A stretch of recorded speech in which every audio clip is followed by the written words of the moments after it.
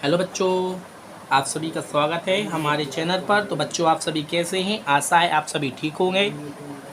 बच्चों, हमने अपनी पिछली क्लास में एक्सरसाइज 1.3 में क्लास 9वीं में 1.3 में हमने प्रश्न जो था प्रश्न 4 किया था। प्रश्न पहले का चौथा प्रश्न किया था। तो हमारा इसमें उत्तर क्या क्या आया था? अशांत अनवसानी आवृत्ति, इसका दशमलव प्रसार आया था। और दशमलव इसका कितना आया था? दशमलव में मान कितना आया था? 0.23079 इसका आंसर आया था। ठीक है ना। तो बच्चों, अब हम इस क्लास में प्रश्न 5वां करते हैं। तो जिस प्रकार से अभी तक के प्रश्न किए हैं, इसको भी हम उन्हीं के आधार पर करते हैं, उन्हीं के जैसा करते हैं। तो प्रश्न जो है उसको लिख लो पहले। 1.3 में हमारा कौन सा प्रश्न है? पहले का हमारा प्रश्न 5वां है। तो बच्चों क्या है? 2/11 का दशमलव प्रसार तथा दशमलव मान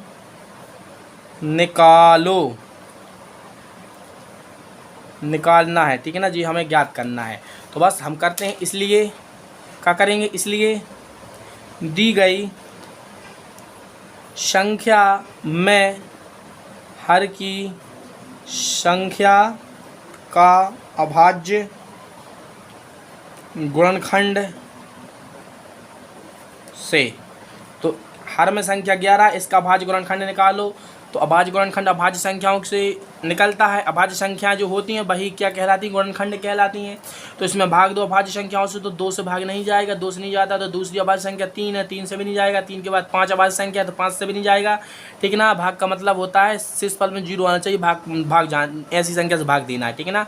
तो 7 से नहीं जाए, 7 के बाद 11 है, तो 11 से स्वयं भाग जाएगा एक बार। तो जो हमारी संख्या 11 है, कितने बार भाग गया है? तो अब हम करेंगे। अब संख्या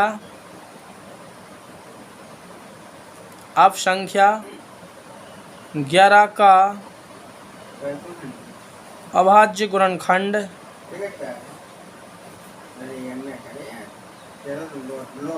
निकालने पर हमें संख्या 11 ही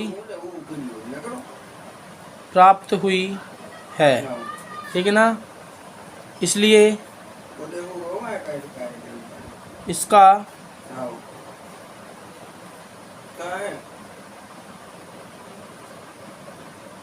दशमलव प्रसार अशांत अनवसानी आवृत्ति का होगा। क्यों होगा? अब ठीक है ना। अब स्टेप जो हम लिख रहे हैं, अब संख्या 11 का अभाज्य जो गुणनखंड हमने निकाला है, संख्या 11 का अभाज्य गुणनखंड निकालने पर हमें संख्या 11 प्राप्त हुई है। ठीक है ना। तो हमने आप सभी को बताया, यदि अभाज्य गुणनखंड निकालने पर जो अभाज्य गुणनखंड होना चाहिए, किस होना चाहिए? या केवल 2 होना चाहिए, या केवल 5 होना चाहिए, या 2 या 5 केवल होना चाहिए।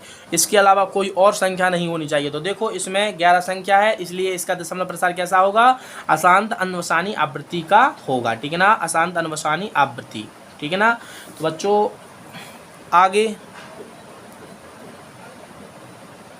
दशमलव मान, आप दशमलव मान लेंगे तो हमें क्या करना है? 2 में 11 से भाग देना है। तो इसको हम विभाजन प्रक्रिया द्वारा भाग देंगे। तो विभाजन प्रक्रिया क्या होती है? भाग नहीं जाता है तो दशमलव लगाएंगे, तो यहाँ पर एक 0 मिल जाएगा हमें फ्री। ठीक, दशमलव का एक 0 होता है, दशमलव लगाने से हमें एक 0 मिल जाता है। ठीक, तो 11 एकम 11। ठीक है ना। 11 एकम 11, तो यहाँ पर कितना बच जाएगा बच्चों? यहाँ पर 9 बच जाएगा। तो हमने बताया हर स्टेप में हमें एक 0 फ्री मिलेगा दशमलव लगाने पर। तो 11 8 कितना होता है बच्चों? 88। ठीक है ना। तो यहाँ पर कितना बच जाएगा? 2 बच जाएगा। फिर दशमलव लगाया तो एक 0 फिर फ्री मिलेगा। तो 11 एकम 11, फिर 9 दशमलव लगाने पर फिर एक 0 फ्री। तो 11 8 88। तो आप देख सकते हैं हर स्टेप में रिपीट क्या हो रहा है? हमें रिपीट हो रहा है 18 18 18, फिर से रिपीट होता जाएगा, यानी बढ़ती जाएगी हमारी संख्या, श्रेणी बढ़ती जाएगी। इसलिए हम इसको कैसा लिख सकते हैं? दशमलव के पहले कोई संख्या नहीं है तो 0 लिखेंगे। ठीक है ना। दशमलव 18 संख्या बार बार बढ़ रही तो 18 संख्या के ऊपर बार लगा देंगे। तो हमारा दशमलव में मान कितना है? 2/11 का 0.18 के ऊपर बार का निशान। और इसका दशमलव प्रसार कैसा है? अनवसानी आवृत्ति का। तो बच्चों मिलते हैं अगली क्लास में, तब तक के लिए जय हिंद जय भारत।